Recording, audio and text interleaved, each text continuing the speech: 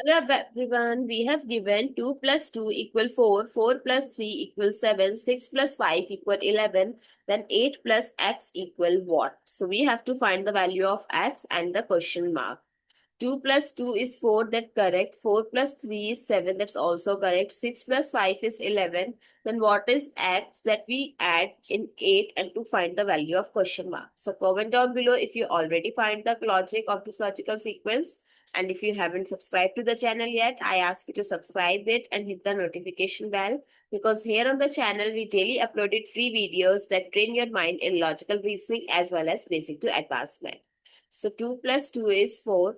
To find x, let's check this.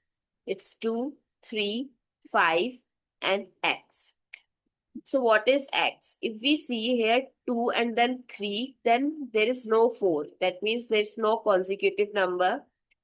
There is no only odd number because they start with 2. So the number that start with 2, then 3, then 5 are prime numbers. So what is the next prime number after 5? That is 7. So what is the value of x? 7. So 2, 3, 5, 7. So 8 plus 7 is 15. So what replaces the question mark? 15. Comment down below if you already cracked the logic of this logical sequence. Thanks for watching. See you in the next video.